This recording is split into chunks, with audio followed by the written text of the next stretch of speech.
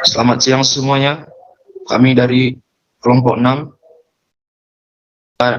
yang berisi anggota Granensis Arya, Jenny Patricia, dan saya Adam Kasen Panggabean, Vivi Triami, dan William Munte. Kami akan menjelaskan tentang telecommunication, the internet, and wireless technology. Telecommunication and networks. Jika Anda menjalankan atau bekerja dalam bisnis, Anda tidak dapat melakukan tanpa jaringan. Kamu perlu berkomunikasi dengan cepat dengan pelanggan, pemasok, dan para karyawan. Sampai sekitar tahun 1990, bisnis menggunakan sistem pos atau sistem telepon dengan suara atau fax untuk komunikasi. Sekarang, bagaimanapun Anda dan karyawan Anda menggunakan komputer, email, internet, seluler, telepon, dan lain-lain yang terhubung ke jaringan nirkabel.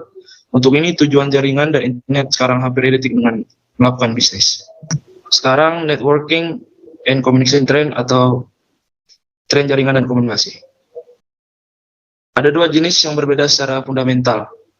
Yang pertama ada telepon network atau jaringan telepon. Secara historis atau sejarah, hal ini menangani komunikasi suara. Jaringan komputer menangani lalu lintas data. Jaringan telepon dibangun oleh perusahaan telepon di seluruh abad ke-20. Abad ini menggunakan teknologi transmisi suara seperti hardware dan software. Dan perusahaan-perusahaan ini hampir selalu beroperasi sebagai monopoli yang diatur melalui dunia. Yang kedua ada computer networks atau jaringan komputer. Hal ini menangani lintas data seperti mengirim data antar komputer di lokasi yang berbeda.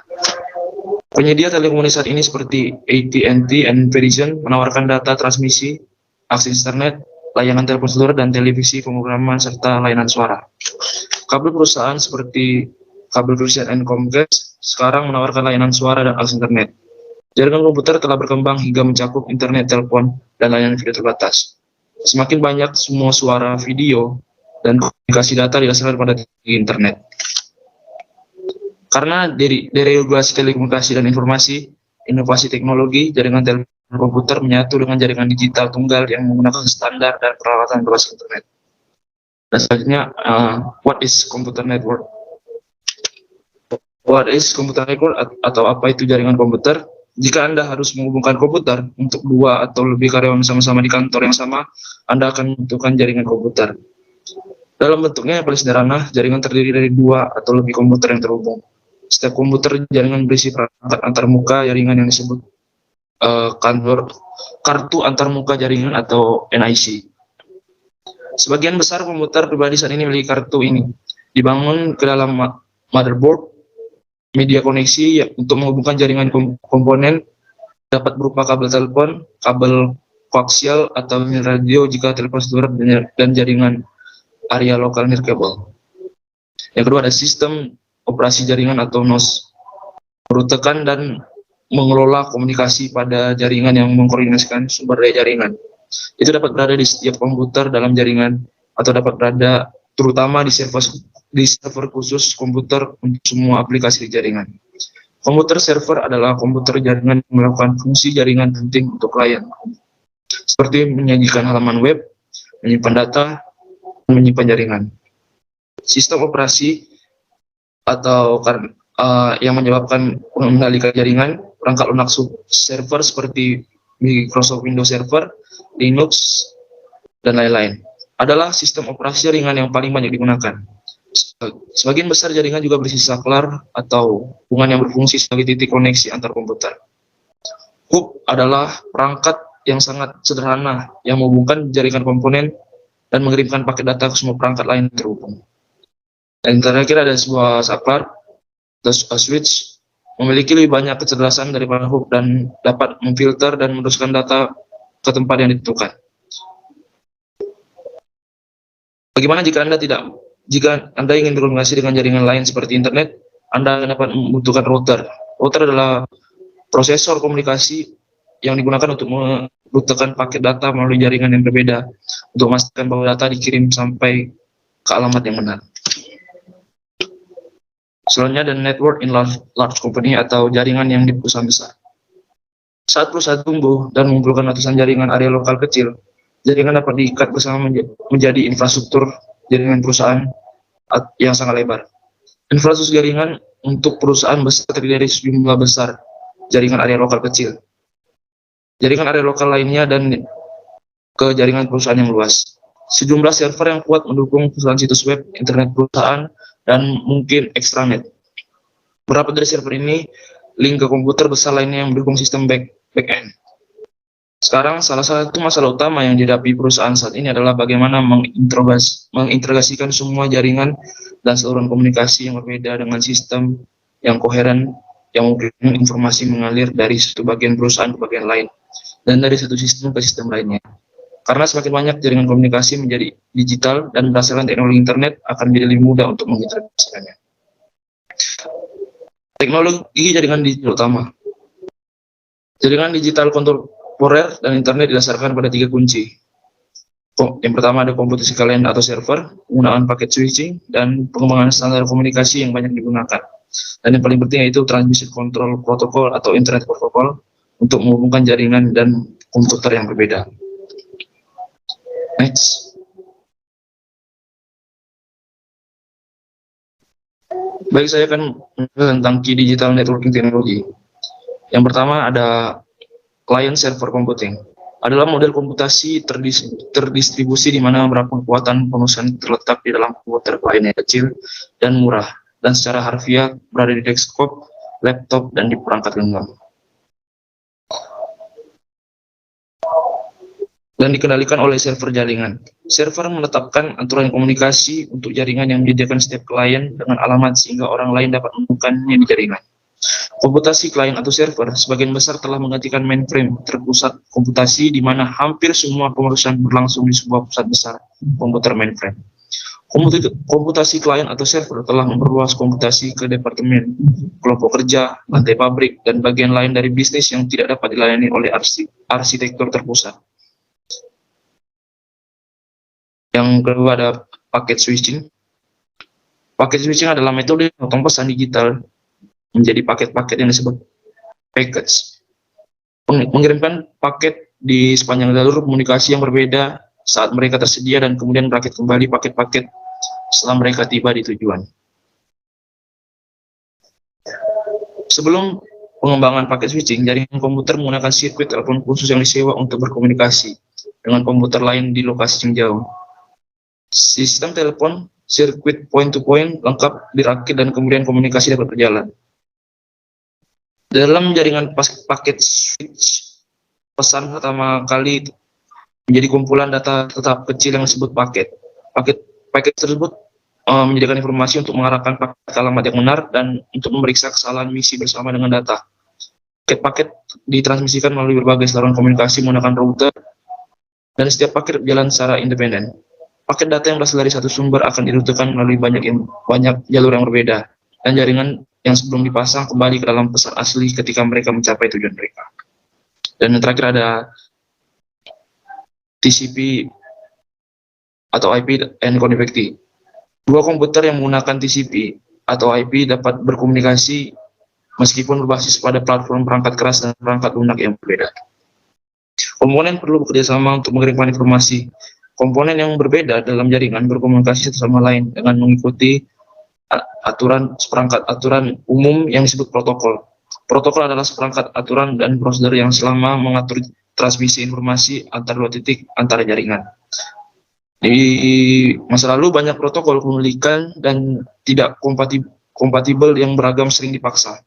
Perusahaan bisnis yang sering untuk membeli peralatan komputasi dan komunikasi dari vendor tunggal.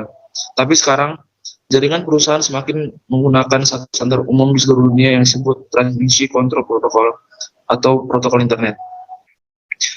TCP atau IP dikembangkan pada awal 1970-an untuk mendukung Badan Proyek Penelitian Lanjutan Departemen Plan Amerika Serikat, upaya untuk membantu para ilmuwan mengirimkan data di antara berbagai jenis komputer jarak jauh. TCP IP menggunakan serangkaian protokol yang utama. Transmission control protocol yang menangani pergerakan data antar komputer. TCP menggunakan koneksi antar komputer, mengurutkan transfer paket, dan mengakui paket yang dikirim. IP merujuk ke internet protokol yang bertanggung jawab untuk pengiriman paket dan termasuk pembongkaran dan pemasangan kembali paket selama transmisi. Selanjutnya akan dilanjutkan oleh teman saya. Baik, selanjutnya yaitu adalah communication network ya. Di sini kalian pasti udah tahu apa itu sinyal dan kita juga udah sering banget apa itu sinyal. Sinyal tersendiri itu artinya adalah fungsi variabel bebas yang membawa informasi. Nah, sinyal sendiri itu dibagi jadi dua, ada sinyal analog sama ada sinyal digital. Sinyal analog itu sinyal data dalam bentuk gelombang yang kontinu yang membawa informasi dengan mengubah karakteristik gelombang dan digunakan untuk berkomunikasi. Nah, sinyal analog ini itu yang biasa kita dengar itu biasanya bisa dari musik ataupun dari suara benda jatuh dan semacamnya. Kemudian kalau untuk digital sinyal itu adalah bentuk gelombang biner discrete yang mengkomunikasikan informasi sebagai string dari dua discrete yang menyatakan 1 bit dan 0 bit. Digital sinyal ini diperuntukkan untuk komputer ataupun elektronik yang lainnya gitu, karena dari komputer ataupun elektronik itu tidak bisa membaca sinyal analog. Maka dari itu komputer dan jaringan dan alat elektronik lainnya itu tuh perlu modem untuk bisa mengubah sinyal digital ke sinyal analog agar kita bisa memahami apa informasi yang disampaikan dari sinyal digital ini. Nah, kalau untuk sinyal analog itu bentuknya seperti yang ini, yang melengkung, yang fleksibel ini, yang naik turun seperti gelombang itu. Nah, ini sifatnya fleksibel dan bisa berubah-ubah. Nah, kalau untuk sinyal digital itu yang kotak ini, yang bawah, itu mereka menyatakan 1 bit dan 0 bit. Jadi ketika ada di bawah mereka akan menyatakan 0 bit dan ketika ada di atas mereka akan menyatakan 1 bit. Kemudian untuk tipe jaringan itu ada 4 macamnya. Yang pertama adalah local area network, yaitu adalah jaringan komputer yang jangkauannya hanya mencakup wilayah sempit seperti kampus, gedung, kantor, dalam rumah, sekolah dan sejenisnya. Jadi jaringannya itu hanya berada di satu wilayah, satu gedung aja, dalam satu gedung itu doang untuk jangkauan jaringannya. Nah, untuk kampus area network itu beda lagi. Mereka itu mirip sama MAN, Metropolitan Area Network, yang nanti akan aku bahas setelah ini. Kalau kampus itu dia hanya jangkauannya itu terbatas, hanya di satu area aja, dan biasanya itu cuman untuk kegiatan pendidikan seperti praktek lab, pembaruan kelas, ujian, email, dan pemberitahuan. Kemudian untuk metropolitan area sendiri itu jaringan yang cuman ada di kota itu aja, jaringan dalam satu kota yang beroperasi dengan transfer data berkecepatan tinggi dan bisa menghubungkan di berbagai lokasi berbeda. Jadi misalkan dalam satu kota itu ada 5 gedung. Nah, di gedung dari 5 gedung itu bisa saling transfer data satu sama lain begitu.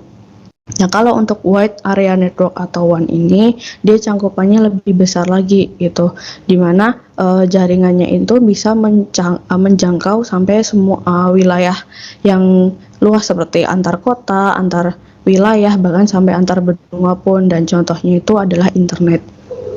Kemudian masuk ke physical transmission media. Transmission media itu sebenarnya transmission media sendiri itu artinya adalah sarana yang digunakan untuk membawa sinyal komunikasi dari satu sistem ke sistem lainnya. Nah, kalau physical transmission media itu mereka menggunakan sarana berbentuk kabel gitu, melibatkan kabel sama kawat yang nanti itu nyambung sama perangkat lainnya gitu sebagai medianya. Nah, untuk contoh physical transmission media itu tuh ada twisted wire. Di sini twisted wire itu tuh gabungan dari 2 kawat atau lebih yang diikat jadi satu, kemudian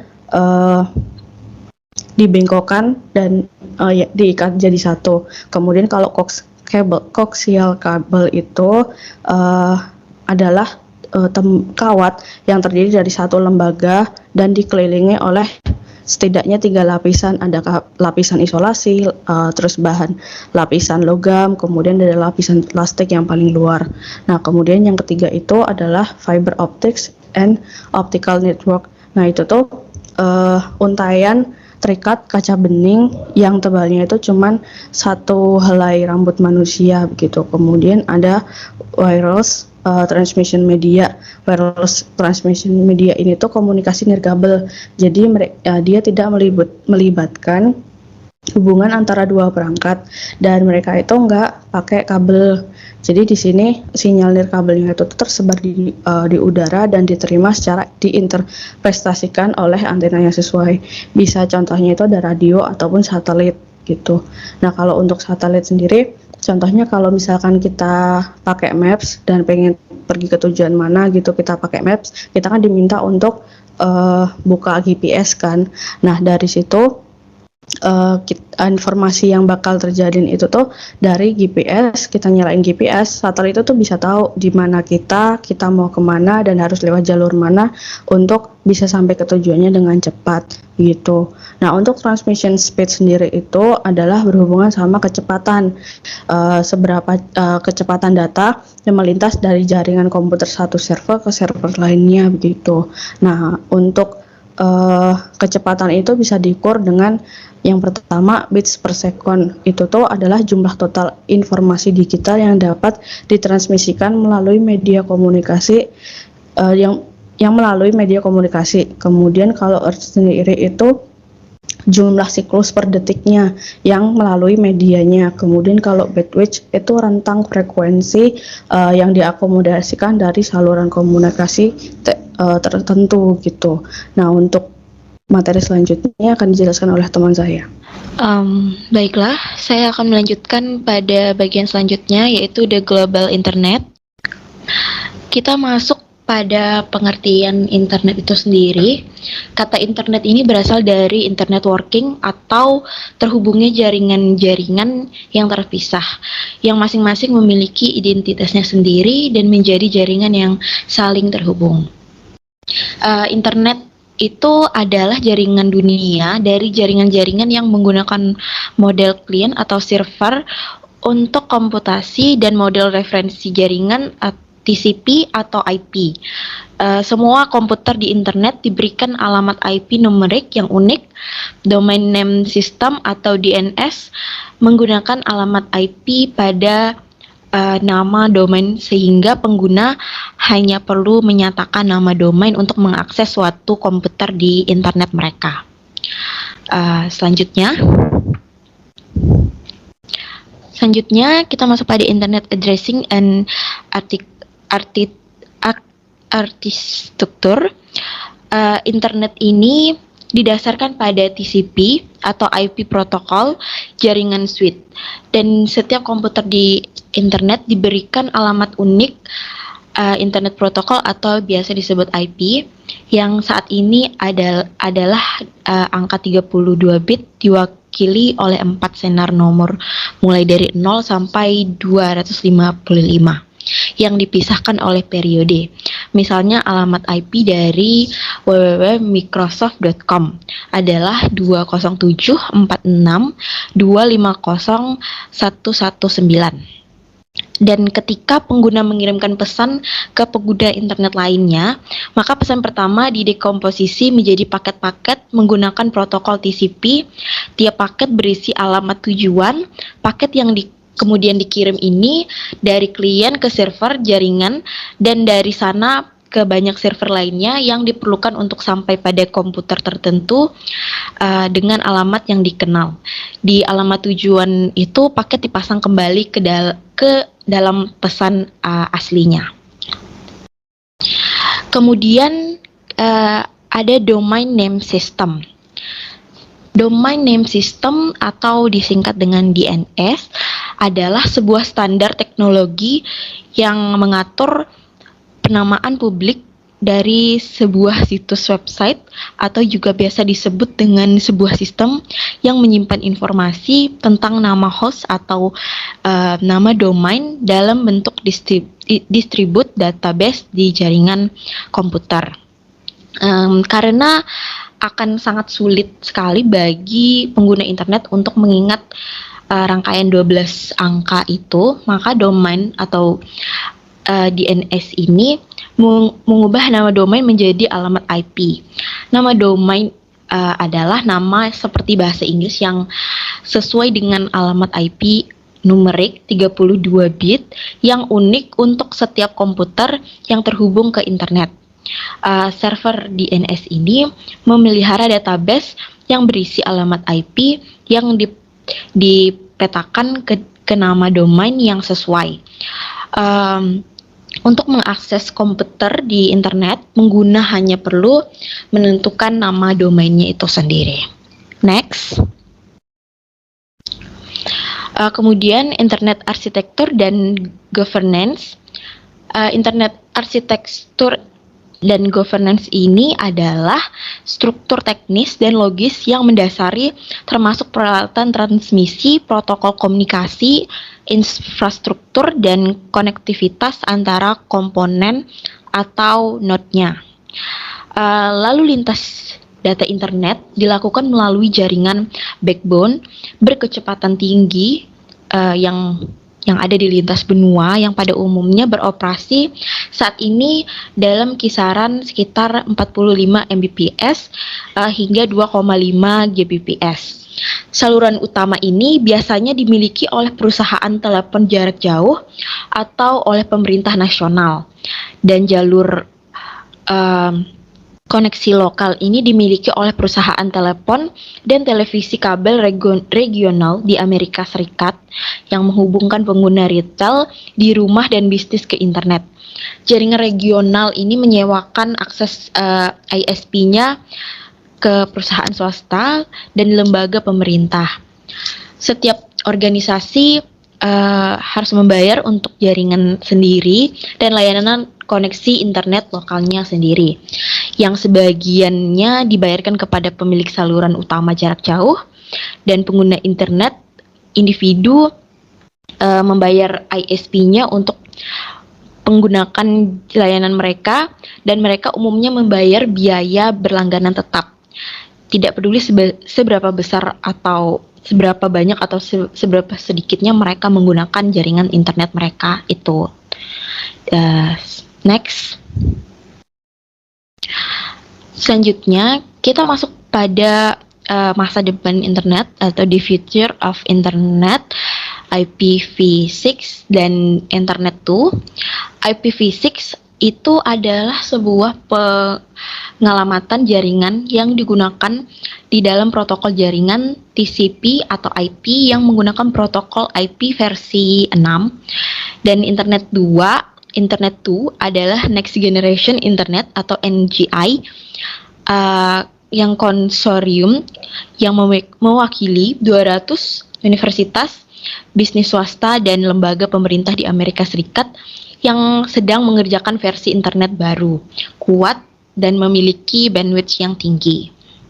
Seiring dengan berjalannya waktu, maka akan semakin banyak pengguna-pengguna internet yang nantinya akan membuat alamat-alamat web baru dan membutuhkan penggunaan IP. Nantinya bukan hanya orang yang bekerja saja yang menggunakan internet, dan tentunya lagi-lagi mengurangi jatah penggunaan IP yang ada di dunia ini. Namun juga orang-orang yang gemar menuliskan sesuatu di internet dengan menggunakan alamat-alamat yang unik, dan mereka akan menciptakan sendiri yang jelas. Hal ini juga akan mengurangi jatah IP di dunia.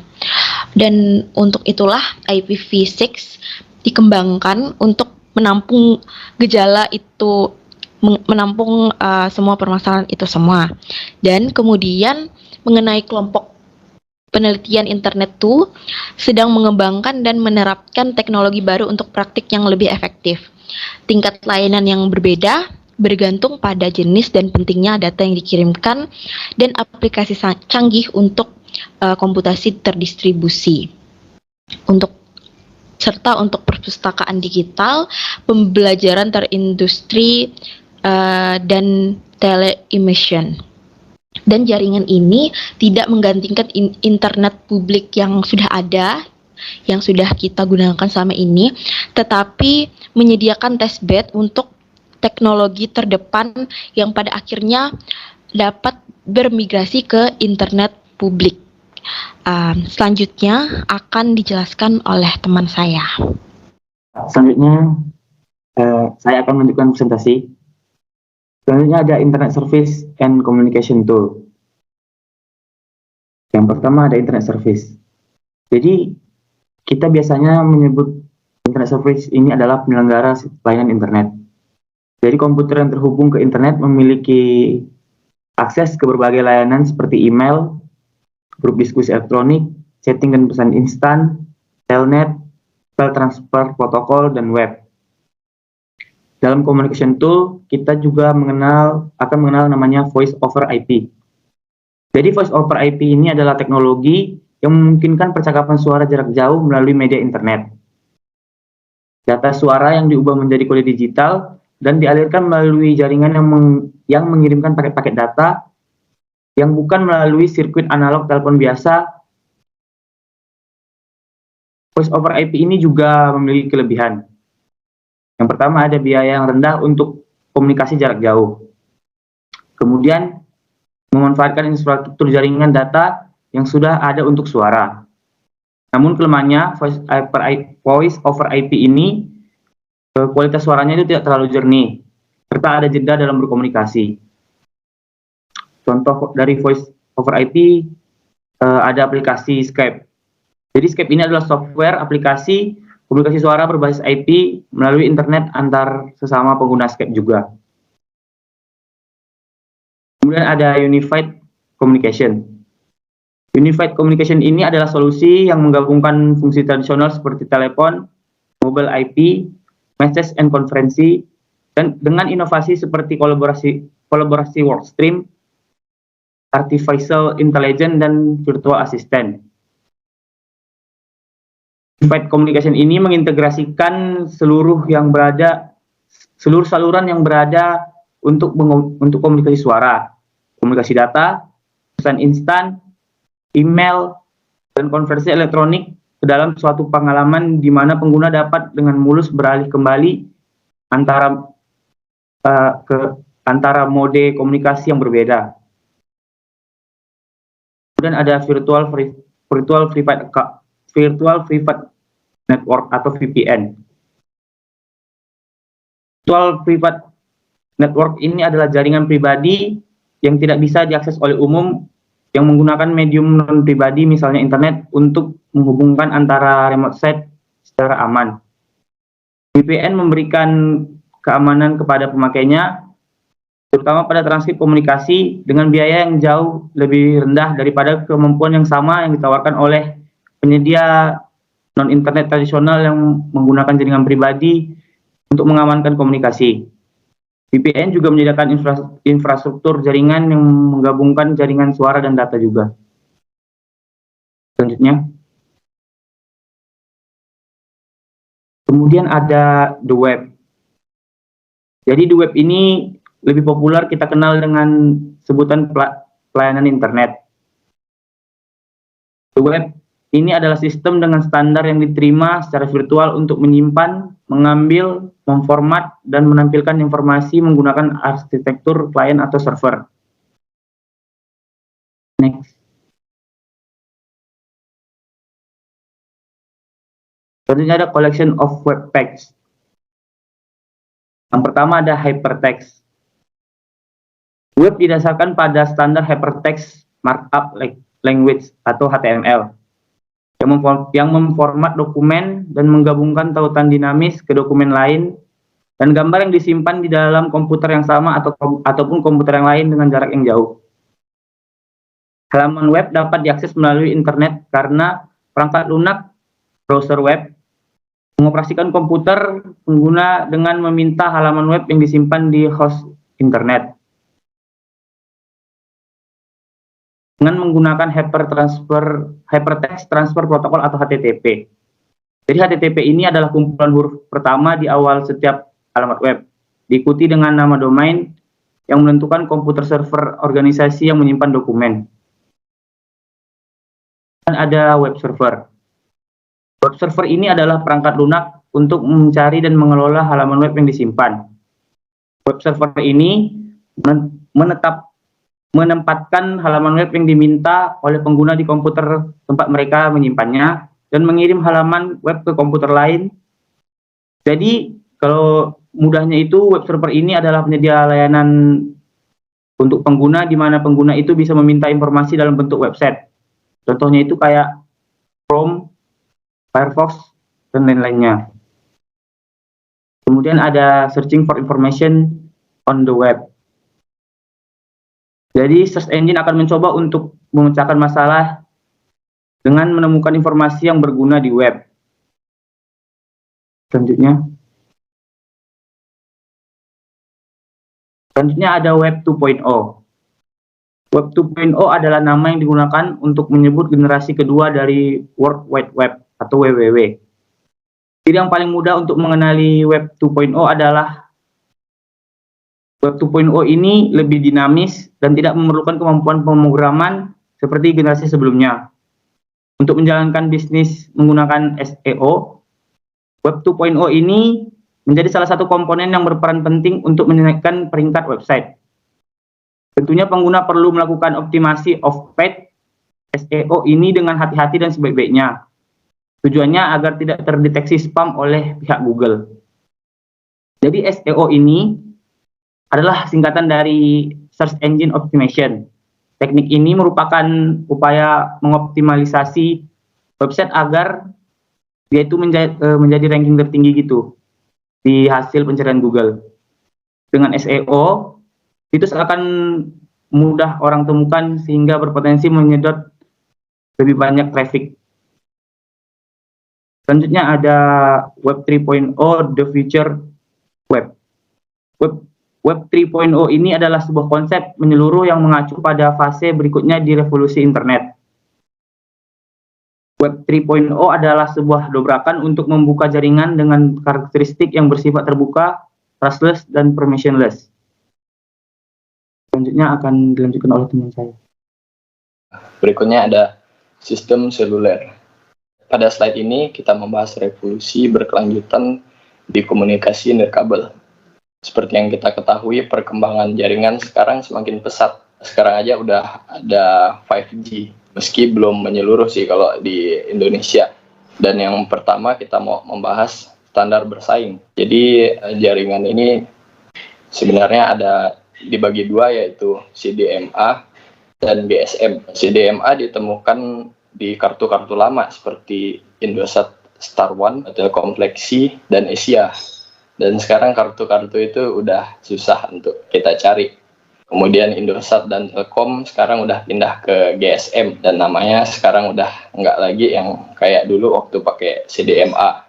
Alasan kenapa Indosat dan Telkom ini pindah ke GSM juga karena terjadi penurunan pelanggan yang teknologinya itu udah tertinggal. Spektrum frekuensi di CDMA juga itu 850 MHz, sedangkan di GSM itu spektrum frekuensinya udah 900 MHz. Sebagian besar pengguna ponsel saat ini udah mengandalkan jaringan 3G, standar yang pertama kali muncul pada awal tahun 2000-an dan ditingkatkan selama dekade terakhir. Jaringan 3G memiliki kapasitas unggah seluler sekitar 144 kbps atau kilobyte per second. Jaringan 3G ini cukup untuk email dan beberapa penjelajah web, tapi tidak untuk video karena terlalu berat. Kemudian sekarang udah ada jaringan 4G, mulai muncul pada tahun 2010 di Amerika Serikat. Mereka juga disebut dengan LTE atau Long Term Evolution.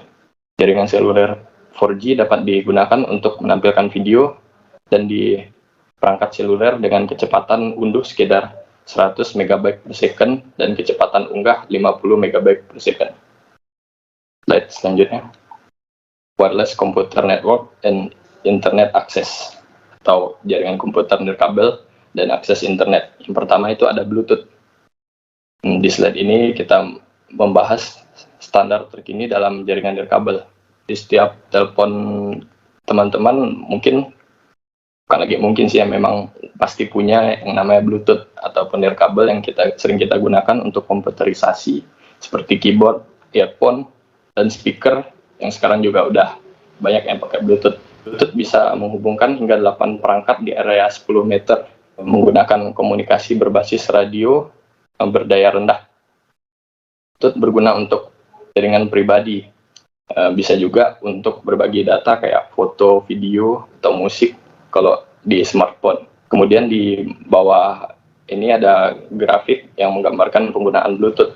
Bluetooth memungkinkan berbagai perangkat termasuk ponsel, PDA, keyboard, mouse nirkabel, PC, dan printer untuk berinteraksi secara nirkabel atau tanpa menggunakan kabel satu sama lain dalam area kecil sekitar 10 kaki atau 10 meter. Bluetooth juga dapat digunakan ke jaringan perangkat serupa untuk mengirim data dari satu PC ke PC lainnya. Selanjutnya Wi-Fi.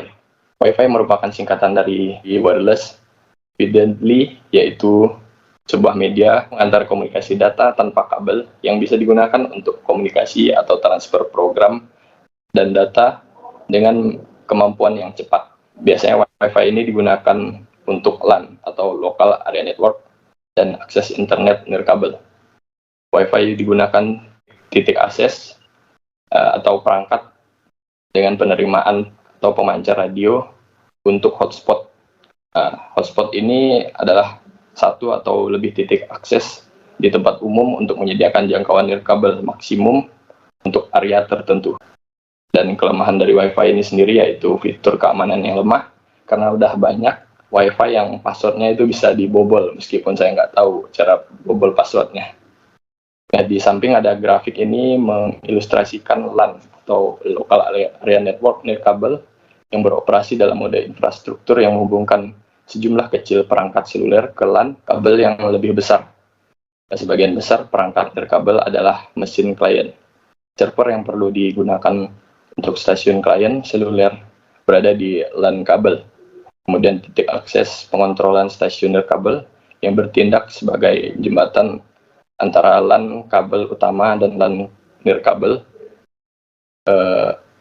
Itu titik akses yang mengontrol stasiun nirkabel. Selanjutnya adalah WiMAX.